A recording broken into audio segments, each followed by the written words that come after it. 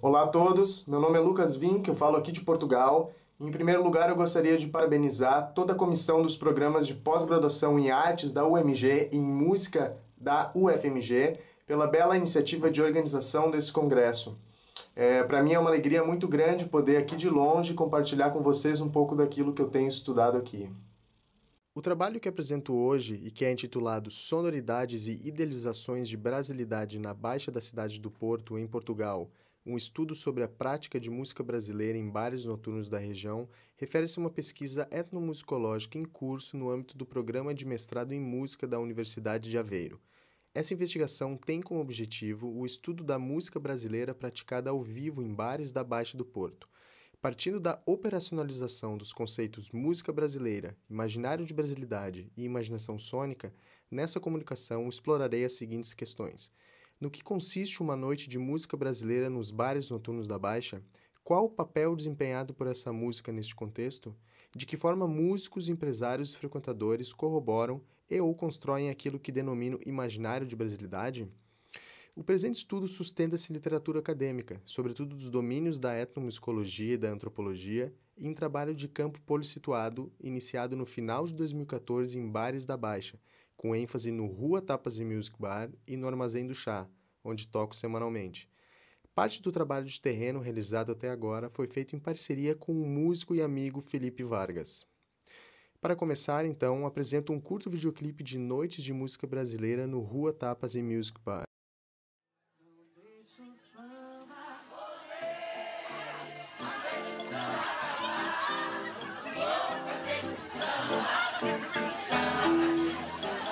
Deixa o samba morrer, não deixa o samba acabar. Igual, bom te ver, bom te ouvir e te dançar. Muito antes do dia raiar, eu não vejo quase ninguém, só não há nada igual a você. Se você jurar que me tem amor, eu posso me regenerar. Mas se é para fingir que amor é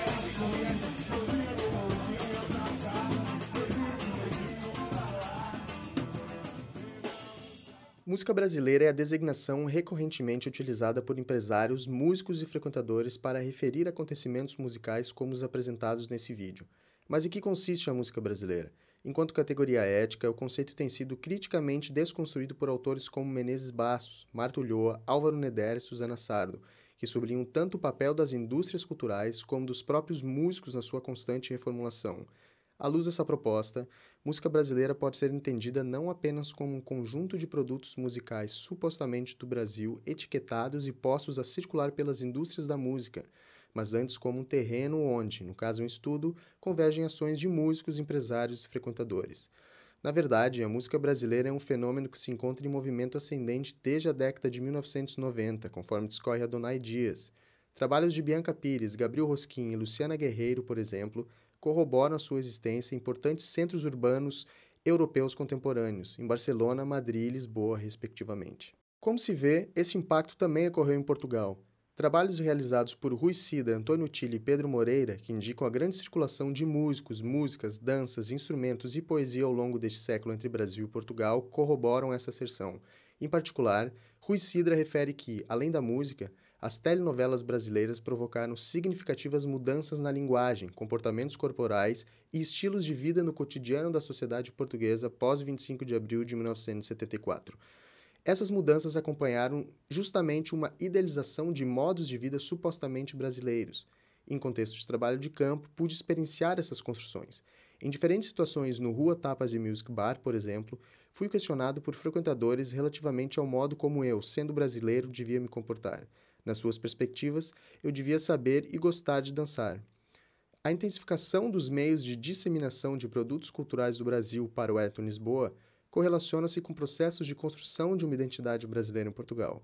A música, para si e para Luciana Mendonça, é um dos produtos que contém uma grande quantidade de elementos simbólicos que agiriam em prol da construção de uma brasilidade no imaginário português. Conforme apontam outros autores, nessas construções também participam os brasileiros. Igor Machado demonstra como os imigrantes do Brasil no Porto, a partir da exaltação de traços de brasilidade, operam a sua própria exotização na busca de uma identidade para o mercado. Gessé Souza, por outro lado, ao declarar que os brasileiros são o povo da alegria, do calor humano, da hospitalidade, do sexo, corrobora a ideia de que todo brasileiro é responsável pela construção de um chamado mito de brasilidade. Segundo constatei no decurso do trabalho de campo, músicos brasileiros têm uma atividade em bares do Porto há aproximadamente 20 anos. É o caso, por exemplo, de Aldir Lucena, residente e atuante nessa cidade desde 1993. O trabalho de campo feito junto de músicos como Aldir me possibilitou perceber que, de 1993 até 2014, ano em que iniciei o trabalho de terreno, ocorreram transformações significativas nessa realidade.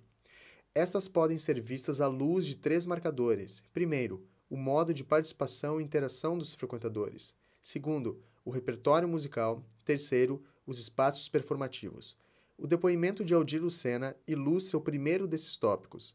Como eu cheguei cá em 93, acompanhei boa parte da música brasileira que se faz aqui em Portugal, mas no nosso caso em particular no Porto.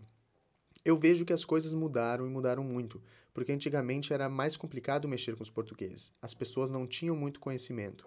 A gente tocava um forró e ninguém sabia o que era um forró na época. E às vezes íamos a bares que a gente percebia que realmente as pessoas gostavam da música, mas ainda não se identificavam, não sabiam como dançar, não sabiam como se mexer, como interagir conosco. E aplaudiam no final. A gente achava aquilo tudo muito esquisito, porque no Brasil a gente está habituado a tocar, as pessoas dançarem e entrarem no ritmo. As pessoas hoje em dia em Portugal participam muito mais. As transformações dos consumos são corroboradas também no discurso de Ilem Monteiro, outro músico brasileiro residente na cidade desde 1996. Primeiro, este músico elucida uma mudança que diz respeito ao repertório musical.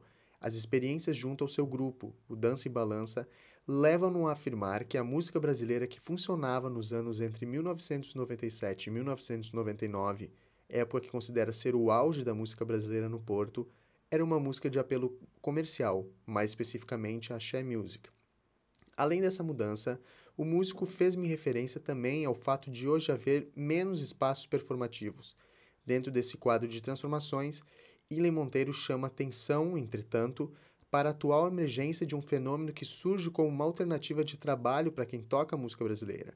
Este vem surgindo nos bares da Baixa, e frequentemente é publicitado como ritmos brasileiros, roda de samba, noite de forró, sons do Brasil, entre outras designações, conforme documentarei em seguida. A Baixa é uma área central da cidade do Porto. Dos 9 bares que até agora registrei e que aparecem assinalados no mapa, tocam semanalmente grupos com um número de integrantes que vai de 2 a 6 músicos. Os frequentadores desses espaços são predominantemente jovens que consomem bebidas alcoólicas enquanto conversam ou dançam. Alguns dos bares também estão abertos ao público durante o dia, oferecendo sobretudo serviço gastronômico. Vale dizer também que as suas ofertas de música ao vivo não contemplam somente a música brasileira. Em outras noites também é possível encontrar gêneros musicais como o rock, o jazz, a kizomba, a salsa e a música eletrônica. A minha entrada no terreno aconteceu logo quando me mudei para o Porto, em setembro de 2014. Conheci a Noite da Baixa por meio de colegas com quem passei a partilhar a mesma casa. Assíduos frequentadores da vida noturna da cidade não hesitaram em me convidar para os acompanhar durante seus trajetos. Nessas situações, percebi que alguns bares da região construíam eventos musicais em torno de referentes que remetiam para a suposta origem de determinadas práticas musicais: música cubana, música africana, música de Cabo Verde, música brasileira. No entanto, num curto espaço de semanas, deixei de ser espectador para passar a ser ator. Essa mudança de papéis deveu-se justamente ao encontro com Felipe Vargas, um músico natural de Porto Alegre, residente no Porto há alguns anos e que eu ansiava por conhecer desde que aqui cheguei. Foi Felipe Vargas quem, já na minha primeira semana na cidade, me deu a oportunidade de tocar no Rua Tapas Music Bar. Desde então, passamos a compartilhar o mesmo palco semanalmente, contabilizando até agora mais de 90 concertos realizados por diferentes cidades de Portugal, por diversos espaços da cidade do Porto e fundamentalmente por bares da Baixa. A partir de outubro de 2014, começamos a ser contratados regularmente para tocar música brasileira em bares dessa região. Foi o caso do Route 199, onde de outubro a dezembro realizamos noites de festa brasileira, ou das noites de samba e forró, realizadas no mesmo estabelecimento e no mesmo período, ou ainda das quartas universitárias, que continuam a ser realizadas há aproximadamente um ano no Armazém do Chá. Ao longo dos 11 meses de trabalho de campo, toquei, realizei entrevistas e mantive conversas informais com músicos, empresários e frequentadores desses bares. Pude perceber que os músicos e grupos de música brasileira, assim como os frequentadores, circulam por diferentes bares da Baixa. Conforme a noite de roda de samba, de forró ou de samba rock, os grupos de instrumentos e o número de instrumentistas variam. Estes grupos, maioritariamente masculinos, integram um número aproximadamente equilibrado de músicos brasileiros e portugueses, tanto na componente vocal como na instrumental. Quando estão em palco, essas diferenças não são perceptíveis. Tocam na construção de uma mesma sonoridade e cantam explorando as vocalidades e sotaque do português do Brasil necessário para a execução das músicas, na sua maioria indissociáveis de um texto.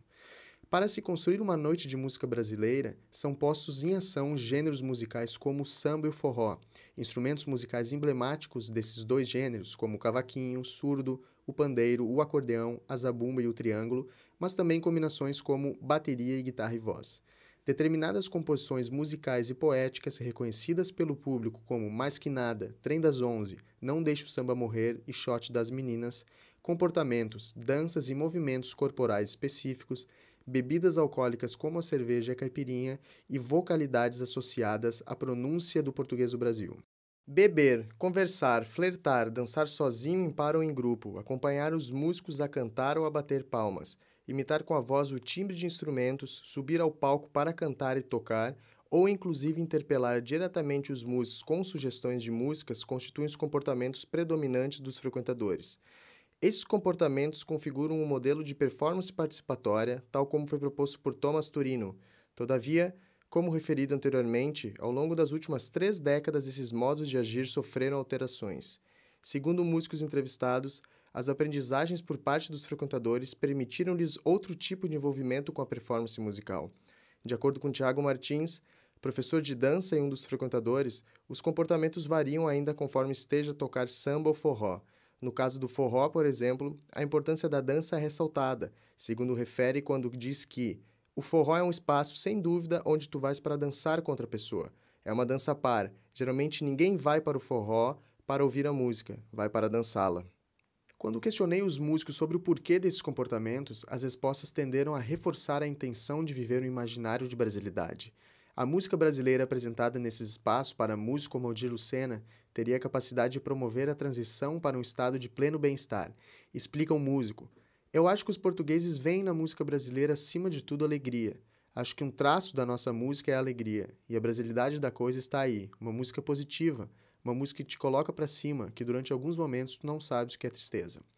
Segundo este músico, estar nos ambientes marcados por essa música é estar em um universo onde a positividade imbuída no conceito de brasilidade opera determinantemente para a construção de um mundo de fruição, de socialização, de encontro de corpos que, ao se aproximarem, corroboram o resgate do senso do outro, desvanecido em uma era de relações liquefeitas, para usar de expressão empregada por Zygmunt Bauman. As sonoridades e as vocalidades associadas ao português do Brasil têm um papel relevante no processo de construção desse imaginário.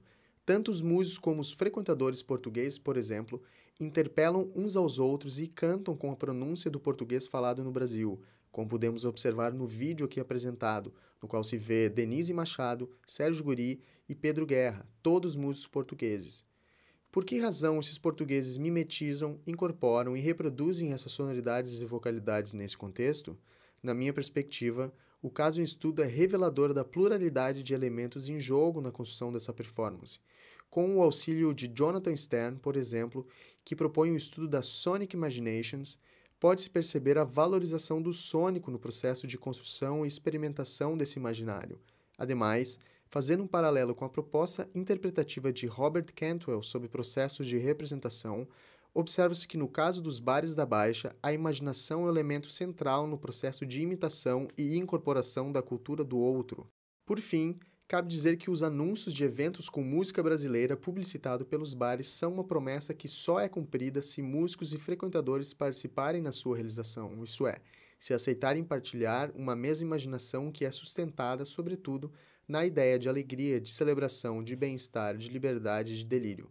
Essa, inclusive, é explicitada no próprio material veiculado pelos bares para publicitar as noites de música brasileira. Não serve para nada, só para delirar, por exemplo, é o que se lê na chamada publicitária do concerto mensal de samba rock de Felipe Vargas no Rua Tapas e Music Bar.